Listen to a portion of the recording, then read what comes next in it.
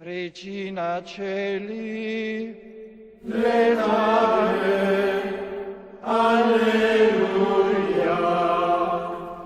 Los primeros homínidos llegaron al territorio de la actual España hace 1.2 millones de años aproximadamente, hasta que hace unos 35.000 años los humanos modernos, u Homo sapiens, entraron en la península ibérica y fueron desplazando a estos últimos. Durante los milenios siguientes, el territorio fue lugar de un asentamiento de pueblos iberos, celtas, fenicios, cartagineses, griegos y hacia el 2000 a.C., la península comenzó a formar parte de la República Romana, constituyendo así la Hispania romana. Después de la caída del Imperio de Roma se estableció el reino visigodo. Dicha monarquía visigótica se inició en el siglo V y se mantuvo hasta comienzos del siglo VIII. En el año 711 se produjo la primera conquista musulmana desde el norte de África y en pocos años el imperio musulmán ya dominaba gran parte de la península ibérica. Y durante los 750 años siguientes el reino dominado por los musulmanes sería conocido como Al-Ándalus, y mientras gran parte del resto de Europa permanecía en los años oscuros. Al-Ándalus experimentaba un esplendoroso florecimiento multicultural, científico y artístico. Los iberos o íberos fueron como llamaron los antiguos escritores griegos a la gente del Levante y sur de la península ibérica para distinguirlos de los pueblos del interior, cuya cultura y costumbres eran diferentes. De esos pueblos descatan Hecateo de Mileto, Heródoto, Estrabón o Rufo Festo Avieno. Geográficamente, Estrabón y Apiano denominaron Iberia al territorio de la península ibérica. Celtas. Celta es el término utilizado por lingüistas e historiadores para referirse, en un sentido más amplio, al pueblo o pueblos que habitaron en la Edad de Hierro y hablaban lenguas celtas, una de las ramas de las lenguas indoeuropeas. En este sentido, el término no es por lo tanto étnico ni arqueológico, porque muchos de los pueblos que hablaron lenguas célticas, como el caso de los goidelos de Irlanda, nunca llegaron a participar de las corrientes culturales y materiales de Hassad o Latene. En tiempos antiguos, los celtas que llegaron a lo largo del primer milenio, hacia el 1200 a.C., a Europa, y según el punto de vista tradicional, hacia el 900 a.C. en la península ibérica, eran un cierto número de pueblos interrelacionados entre ellos que habitaban en Europa central. Los fenicios. Este es el nombre de una antigua región de Oriente Próximo, que fue la cuna de la civilización fenicio-púnica. Se extiende a lo largo del Levante mediterráneo, en la costa oriental del mar Mediterráneo. Su territorio abarcaba desde la desembocadura del río Orontes al norte hasta la bahía de Haifa al sur, comprendiendo así áreas de las actuales Israel, Siria, Líbano y Palestina, una región denominada actualmente Canaán, con cuya denominación se engloba muy a menudo en las fuentes. El nombre étnico que se daban los fenicios a sí mismo era Kenahani. Coincide con el pueblo cananeo citado en la Biblia. Los griegos los llamaron Phoeniques, que significa rojo o púrpura, y de ahí se derivó el término fenicio. Cartago o cartaginenses. Cartago fue una antigua ciudad del norte de África en la actual Túnez, a unos 17 kilómetros al noreste de la capital de este país. Fue fundada por emigrantes fenicios de Tiro a finales del siglo IX a.C. Según la datación moderna más aceptada, tras la caída de Tiro en poder de los caldeos, Cartago se independizó y desarrolló un poderoso estado que llegó a rivalizar con las ciudades-estado griegas de Sicilia, siglos después también con la República Romana. Su estructura de gobierno fue de carácter republicano, con ciertas características monárquicas o de tiranía, aunque evolucionó posteriormente a un sistema plenamente republicano. Tras el periodo de la conquista, Hispania se convirtió en una parte fundamental del Imperio Romano, proporcionando a este un enorme caudal de recursos, materiales y humanos, y siendo durante siglos una de las partes más estables del mundo romano y cuna de algunos gobernantes del imperio. El proceso de asimilación del modo de vida romano y su cultura por los pueblos sometidos se conoce como la romanización. El elemento humano fue su más activo factor y el ejército el principal agente integrador. La sociedad hispana se organizó como la del resto del Imperio Romano en hombres libres y esclavos, Los hombres libres podían participar en el gobierno y votar en las elecciones y ser propietarios de tierras. Los esclavos, en cambio, no tenían ningún derecho y eran propiedad de algún hombre libre. Las mujeres podían ser libres o esclavas, pero no tenían los mismos derechos que los hombres. La conquista musulmana. Los árabes tenían planes de conquista para Hispania desde hacía mucho tiempo, tras la conquista del actual Marruecos por Uqba ibn Nafi al final del 670.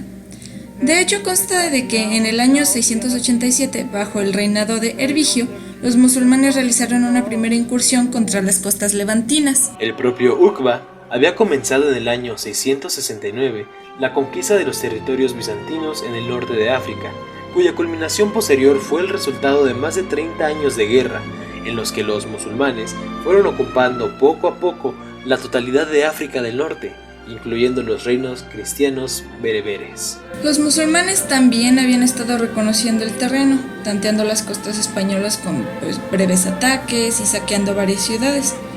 El primero ya citado bajo el reinado de Hervigio y el último en julio del 710 tras la conquista de Ceuta, con el desembarco en Tarif ben Maluk, en la isla de Tarifa, y su posterior vuelta al norte de África. Se conoce como Conquista Musulmana de Hispania, o etapa musulmana inicial de la península ibérica, al complejo proceso político y militar que a lo largo del principio del siglo VIII explica la formación y consolidación de Al-Andalus, así como la génesis de los principales reinos cristianos, medievales y peninsulares. La conquista del reino visigodo por dirigentes musulmanes del califato omeya fue un proceso muy largo, duró 15 años, del 711 al 726. Se llegó a tomar la península ibérica y parte del sur de la actual Francia, si bien lo que era el territorio peninsular del reino estaba ya conquistado en el 720. La historia del idioma castellano comienza con el latín vulgar del Imperio Romano, concretamente con el de la zona central de Hispania. Tras la caída del Imperio Romano en el siglo V, la influencia del latín culto de la gente común fue disminuyendo paulatinamente. El latín hablado de entonces fue el fenómeno de las variedades romances hispánicas, origen de la lengua española. En el siglo VIII, la invasión musulmana de la península ibérica hace que se formen dos zonas bien diferenciadas. En Al-Andalus se hablaban los dialectos romances englobados con el término mozárabe. Carrizo tenía del sonido en el corrillo de Arba. Una vez, los bichos habían solitos volando. Habían querido conseguir algo de comer para los sus hijos. Además de las lenguas de la minoría invasora, árabe y berber. Mientras en la zona en que se formaban los reinos cristianos, desde pocos años después del inicio de la dominación musulmana, continúa una evolución muy divergente. Surgen varias modalidades romances: catalana, la navarro-aragonesa, la castellana, la astur-leonesa y la gallego-portuguesa. In loco manicae, cuius nomen reminisci nolo, ac in tempus non multum praeterit, qui nobilis locearum faliscarum vixit, esquiti antiqui, ed equi tenuis et canis cursantis.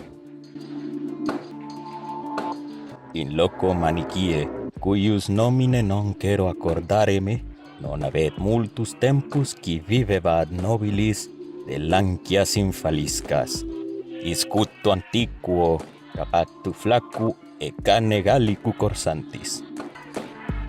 En uno luogo degli amanse, cuyo nom non quiero accordarme, non avet molto tiempos que vivevat uno nobles de ellos, de lachinas enfalescas, escudo antiguo, caballo flaco et galligo corsante. En uno luogo degli amansa, cuyo nom non quiero accordarme, no hay multo tiempo que vivevat un noble de los de lancias enfalescas, escudo antiguo, caballo flaco e gallego corredor. En un lugar de la Mancha, de cuyo nombre non quiero acordarme, non ha mucho tiempo que vivía un hidalgo de los de lanza en castillero, adarga antiga, rotzin flaco e gallego corredor. En un lugar de la Mancha, de cuyo nombre no quiero acordarme, No ha mucho tiempo que vivía un hidalgo de los Lanza, era astillero, adarga antigua, rocín flaco y galego corredor. En un lugar de la Mancha, de cuyo nombre no quiero acordarme, vivía no hace mucho un hidalgo de los de lanza ya olvidada, escudo antiguo, rocín flaco y galgo corredor. El momento histórico exacto que se le hace referencia a España por primera vez no está claramente definido, existiendo escritores del siglo VI en los que ya aparece la palabra España, como el Laus Hispaniae, de la historia de los reyes godos, vándalos y suevos de San Isidro de Sevilla. En otros países de Europa comenzó a conocerse un conjunto de reinos cristianos de la península como España, en singular, desde tiempos muy tempranos.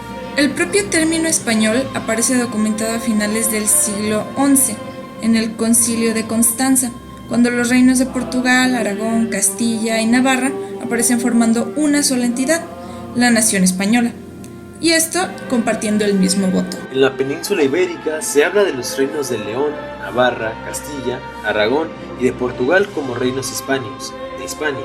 Por tanto, y cuando por razones dinásticas o de conquista, uno de ellos conseguía tener bajo su cetro la mayor parte de la España cristiana, se autotitulaba emperador de España, como Alfonso VI y Alfonso VII de León.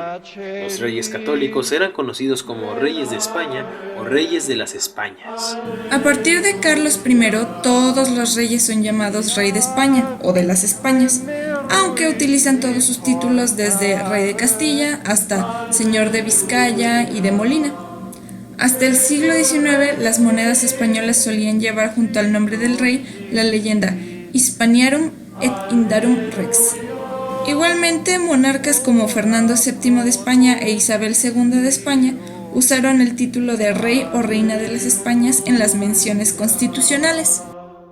De modo paulatino se produjo la Reconquista, y los reinos cristianos arrebataron progresivamente el territorio a los musulmanes, comenzada aproximadamente en 722 con la rebelión de Don Pelayo, y partiendo desde el norte, avanzó durante los siglos VIII a los XV, culminando con la conquista de Granada en 1492. Durante este periodo, los reinos cristianos se desarrollaron notablemente.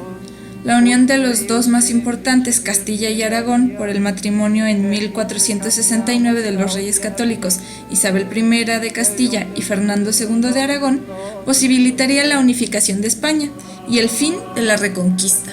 En 1492, los reyes católicos financiaron el proyecto del navegante Cristóbal Colón en la búsqueda de una nueva ruta comercial con Asia a través del Océano Atlántico y proclamarían la expulsión de los judíos. La llegada al Nuevo Mundo y a la posterior conquista de América forjaron la creación del Imperio Español. Autores de la España del mundo clásico y de la Edad Media tienen testimonios del particular cultivo de la danza. Las bailarinas gaditanas, propias de esta región, se consideraban las más bellas y elegantes del mundo. Otros inicios de las manifestaciones dancísticas se encuentran en los entretenimientos cortesanos de los califas árabes y en las danzas teatrales de la época de los reyes católicos. En el siglo XVI se desarrollan una serie de danzas cortesanas como la zarabanda, la chacona, la pascale, la folía y las danzas litúrgicas. Estas últimas se siguen representando hasta la fecha en la Catedral de Sevilla.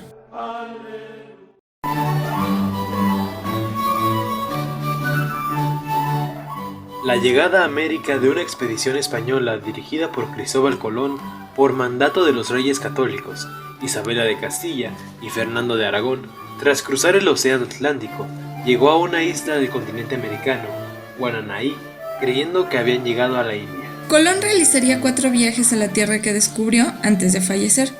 Pocos años después comienza el periodo de colonización europea de América y colonización española de América. Dicha época abarca en el reino de Castilla los reinados de Juan II, gran protector de las letras y las artes, Enrique IV, etapa que supuso de cierta manera un patrón, y los reyes católicos Isabel y Fernando.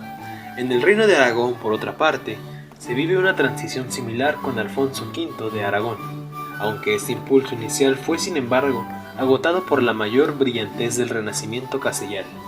Los autores más destacados fueron Bartolomé Torres Narro, Gil Vicente y Fernando de Rojas. Se empiezan a escribir textos importantes en el idioma castellano, ennobleciendo así la lengua romance, pero todavía tiene un amplio curso el latín. En la prosa hay que descartar dos clases de obras, narrativas y didácticas. Entre las narrativas se desarrollan dos géneros nuevos, la novela sentimental y el libro de caballerías.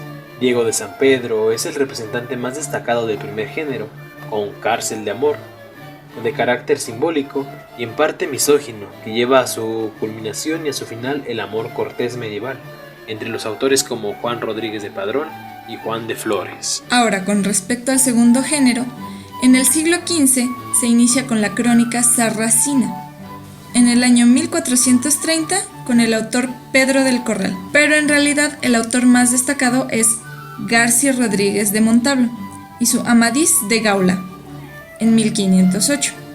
Este fue el primer y mejor de los libros de caballerías que se leerían en el siglo XVI. Y aunque refunde material narrativo anterior, viene a revitalizar el arquetipo medieval del caballero y a renovarlo con facetas cortesanas. La Celestina de Fernando de Rojas viene a ser la culminación de este periodo de prosas prerrenacentistas, todavía con afectaciones latinizantes y sin embargo con un gran aporte de inspiración popular y lengua castiza. Francesco Petrarca fue un poeta, filósofo y filólogo aretino. Era considerado el precursor del humanismo y el pilar fundamental de la literatura italiana, especialmente gracias a su obra Cancionero.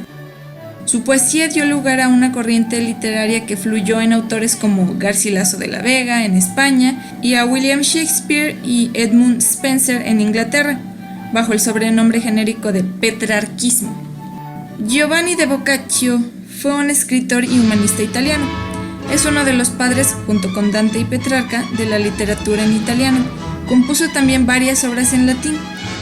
Es recordado sobre todo por ser autor del Decamerón, libro esencial para introducir en la literatura europea el género de la novela corta o relato, y que utiliza el recurso de la narración enmarcada. Con él fundó una nutrida escuela de novellieri que imitaron su obra. Novellieri significa novelista.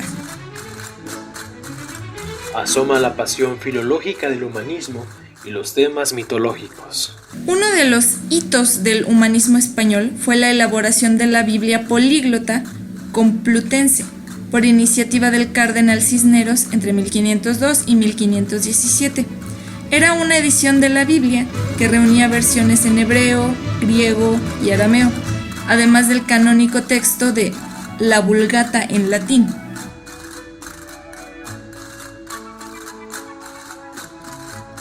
El Renacimiento se extendió de Italia a España de forma tardía, y el Renacimiento en España llegó a su auge en la segunda mitad del siglo XVI y a principios del siglo XVII, principalmente en la literatura y el arte. Como hemos mencionado, la fecha de 1492 suele ser apropiada para hablar del inicio del Renacimiento, si bien es cierto que la corona de Aragón ya había ido entrando en las primeras ideas desde los reinos italianos. El contenido de ese periodo histórico lo encontramos en un nuevo enfoque, dado sobre las artes plásticas, la literatura o la ciencia, recogiendo o recopilando los saberes de la antigüedad clásica. Pero la introducción de esas nuevas artes, sobre todo en las plásticas, las encontraremos de una manera muy tardía, debido al arraigo de la corte de las artes mudéjar o gótico. De esta manera, el arte del Quattrocento triunfa en España cuando estaba finalizando en Italia. Encontraremos una pintura al óleo, la cual seguía un nuevo elemento, como fue la perspectiva, en el cual las figuras no se amontonaban para dar más amplitud. Habrá un estudio de la figura anatómica por parte de los artistas para dar más realidad a sus obras. Encontraremos, por tanto, representaciones de ruinas romanas, escenas de la vida de Jesucristo, entre otras. Los pintores más importantes de la época fueron el Greco, Pedro Berruguete, Juan de Juanes y Alejo Fernández. Las características de la arquitectura renacentista en España las podemos dividir en tres. El plateresco. Este combina las ideas italianas con la tradición del gótico en España. Su nombre viene del excesivo ornamento en las fachadas, recuerden los trabajos de los platerescos. Un edificio de este periodo será el Palacio de Santa Cruz de Valladolid, el primer edificio renacentista en España. Purismo. En este encontramos una austeridad decorativa, y si encontramos decoraciones serían elementos muy concretos de inspiración clásica. Esto se produce a mitad del siglo XVI. Como ejemplo pondremos la fachada de la Catedral de Granada por Diego Siloé. El estilo herreriano. En este predominarán los elementos constructivos y habrá una ausencia de la decoración. También encontramos la incorporación de elementos manieristas provenientes de Italia, aunque estarán fusionados con la sobriedad castellana. Este estilo durará hasta el siglo XVII, y el ejemplo más importante que tenemos es el monasterio de San Lorenzo del Escorial. La literatura. Este es un elemento importante dentro de esta nueva época, porque vamos a encontrar lo que será la primera gramática castellana realizada por Antonio de Nebrija en 1492, siendo esta la primera obra que trataba de una lengua vulgar. Dentro de las humanidades, la poesía tendrá un lugar muy especial, encontrando a Garcilaso de la Vega como el introductor oficial de las nuevas corrientes italianas, los versos en decasílabos, sonetos, tercetos, etc. Pero sin duda la novela es el elemento más característico del Renacimiento en España. Será el momento de la aparición de La Celestina, escrita por Fernando de Rojas, o La vida del Lazarillo de Tormes, autor desconocido hasta la fecha, entre otros autores como Lope de Rueda o Francisco de la Torre. En el siglo XVI, la literatura española tuvo un desarrollo personalizado, y los mayores éxitos son las novelas y los dramas, dando paso así a un siglo de oro de la literatura española. El siglo de oro español. El siglo de oro español comprende dos importantes y distinguidos movimientos de la cultura, el Renacimiento y el Barroco. Entre estos periodos las corrientes artísticas y culturales tuvieron su mayor esplendor. En concreto, la literatura y el arte destacan entre los siglos XVI y XVII. El siglo de oro comienza con el surgimiento del romanticismo y concluye con el barroco. Su inicio remite al año 1492 y su final hacia el 1681, año del fallecimiento del escritor Calderón de la Barca. En cuanto a las letras y el arte, este comprende el periodo de gloria máxima de la literatura proveniente de España, la cual fue modelo influyente en el arte y la literatura del mundo, y por lo que lo cultural, lo artístico y lo literario llegan a su máximo esplendor. España produjo en su edad clásica algunas estéticas y géneros literarios característicos que fueron muy influyentes en el desarrollo ulterior de la literatura universal.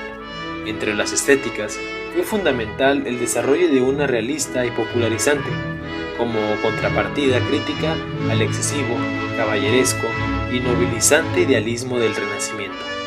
Se crean así géneros tan naturalistas como el celestinesco, la novela picaresca o la proeítica novela polifónica moderna, como Don Quijote de la Mancha, que Cervantes definió como escritura desatada. Miguel de Cervantes Saavedra, de 1547 a 1616.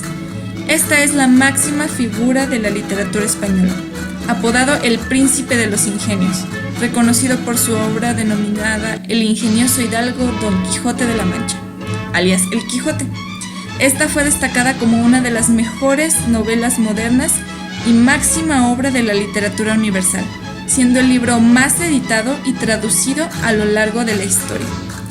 Cervantes Saavedra creó el género de la novela polifónica, siendo las novelas ejemplares otra de sus obras maestras. Entre otras de sus creaciones de relevancia se encuentran La Galatea, Los trabajos de Persiles y Sigismunda. Luis de Góngora y Argote, poeta nacido en España, máximo exponente del culteranismo. Góngora no ha publicado ninguna de sus creaciones, puesto que no tuvo vida. Ahora bien, en la modernidad existen varias de sus obras de renombre, entre ellas obras poéticas de Góngora, la lengua poética de Góngora, estudios y ensayos gongórinos, Góngora y el Polifemo, el manuscrito Chacón, que fue el más autorizado, habiendo sido copiado por Antonio Chacón. Pedro Calderón de la Barca, de 1600 a 1681. Fue autor del Siglo de Oro, reconocido principalmente por su teatro de índole barroca internacionalmente. con más de 100 comedias y 80 piezas de teatro religioso realizadas. Entre sus principales obras: El médico de su honra, La vida es un sueño, El hijo del sol, La dama duende, El mayor encantado, Amor y El gran teatro del mundo. Alonso de Ledesma, escritor oriundo de España, nacido en Segovia, fue reconocido por ser el precursor del conceptismo.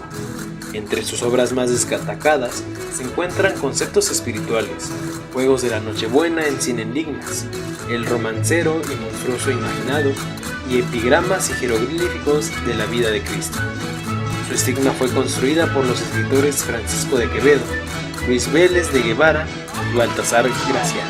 Garcilaso de la Vega, de 1501 a 1536. Este autor fue un poeta español conocido popularmente como Garcilaso de la Vega, el cual destacó la producción lírica, la cual fue máxima expresión del Renacimiento castellano. Fue uno de los máximos exponentes de los poetas españoles. Utilizaba lenguaje sencillo, claro y nítido. Prefería utilizar palabras usuales y conocidas a las pertenecientes al cultismo. Su estilo se inclinaba hacia el clasicismo. Entre algunas de sus obras están los libros de Le Lyrique, Égloga, sonetos, poesía, entre muchos otros.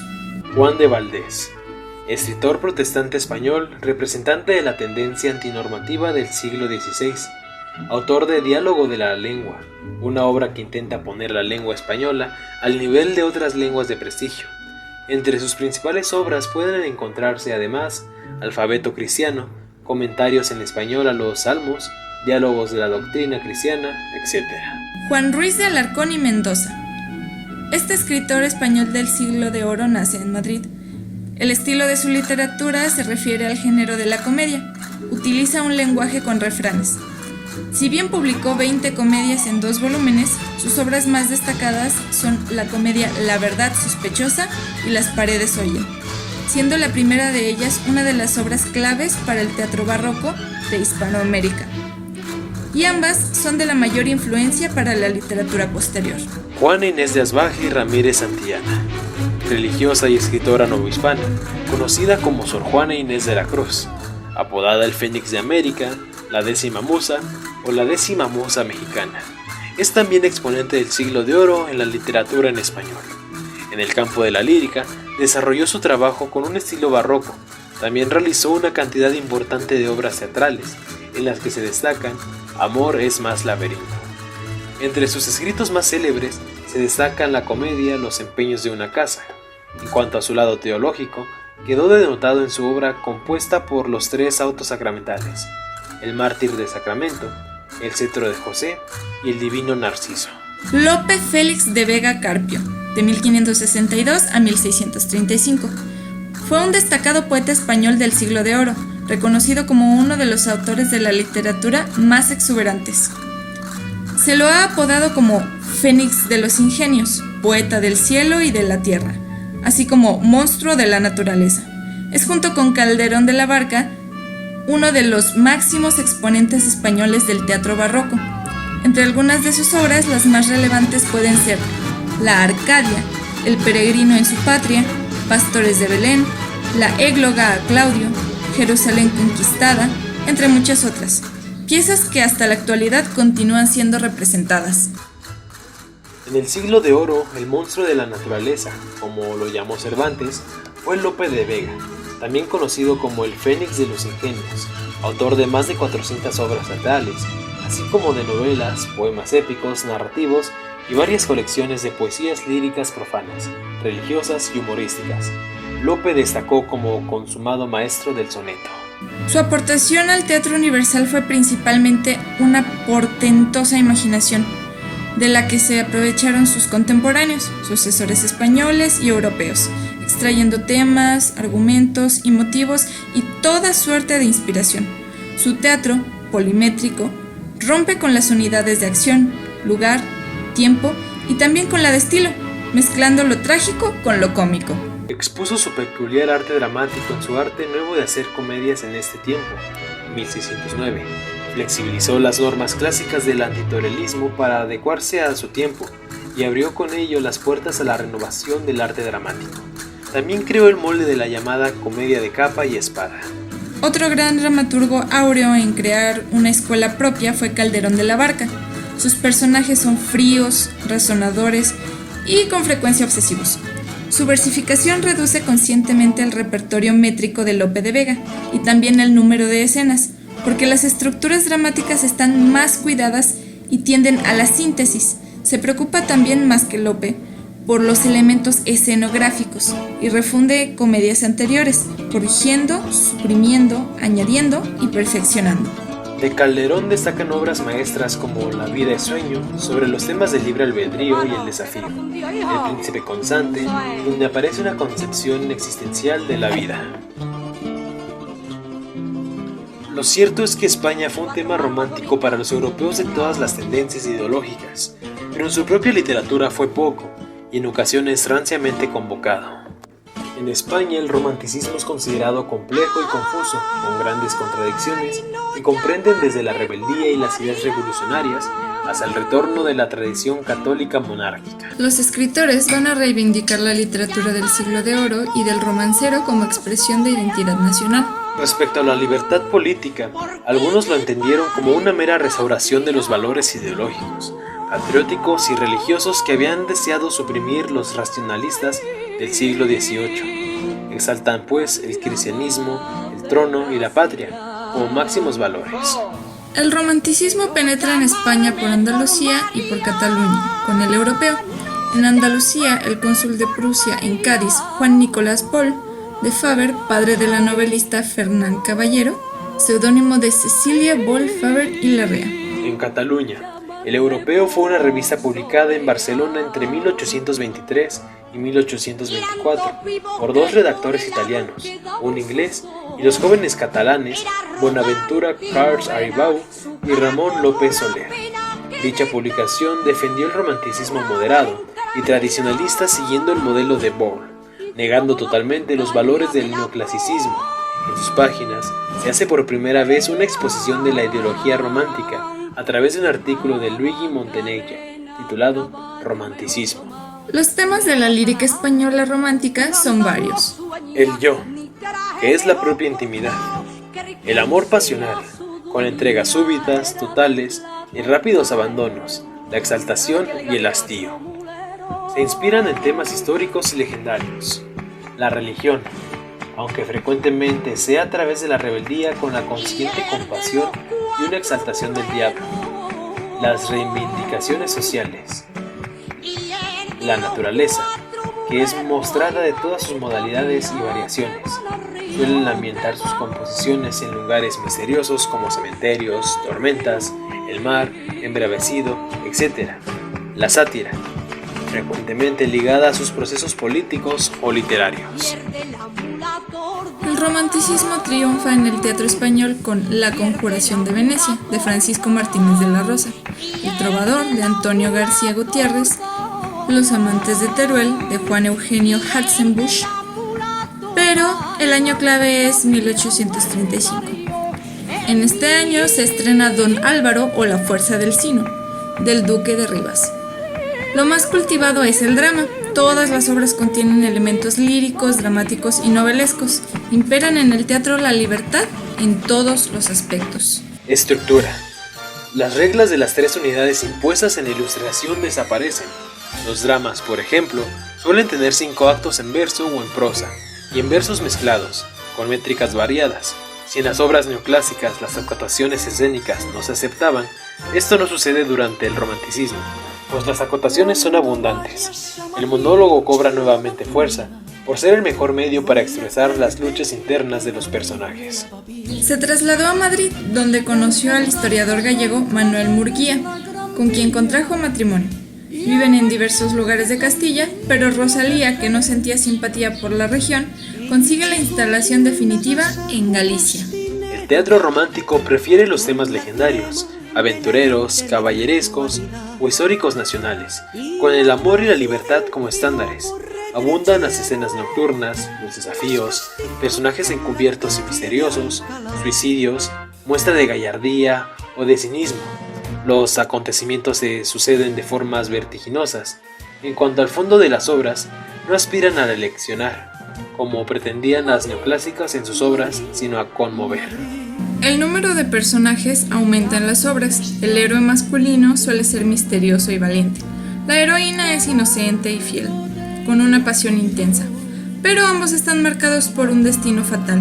La muerte es la liberación.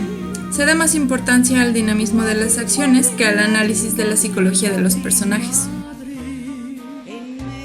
Durante la segunda mitad del siglo XIX, los anteriores gustos por lo histórico y legendario pasan a un segundo plano, y la poesía pasa a ser más sentimental e intimista. Ello viene condicionado por las influencias de la poesía alemana y el nuevo interés que suscita la poesía popular española. La escuela postromántica deja de lado las demás escuelas europeas, a excepción del influjo que ejerce la obra del poeta alemán Heinrich Heine. Gustavo Adolfo Becker nace en Sevilla en 1836 y aunque sus apellidos son Domínguez Bastida, firmó con el segundo apellido de su padre, procedente de Flandes. Quedó a temprana edad huérfano y tuvo el deseo frustrado de estudiar náutica, aunque más tarde hallaría su verdadera vocación, la de escritor. A sus 18 años se trasladó a Madrid, donde intentó alcanzar el éxito literario y pasaría muchas penurias. Su obra en prosa consta de leyendas, 28 historias en las que, según el ideal romántico, predomina el misterio y el más allá. Además también escribió Cartas desde mi celda, un conjunto de crónicas compuestas durante su estancia en el monasterio de Veruela. Rosalía de Castro nació en Santiago de Compostela en 1837 y murió en Iria Flavia, término nupcial de Padrón. En 1885 fue hija de padres que no estaban casados, hecho que le provocó una amargura incurable. Cantares gallegos.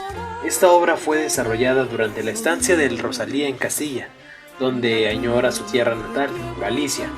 En Castilla se sienten como exiliada, ya que, según ella, allí se sentía poco estimada por lo gallego. En México se piensa mucho en ti, por el sabor que tienen tus verbenas, por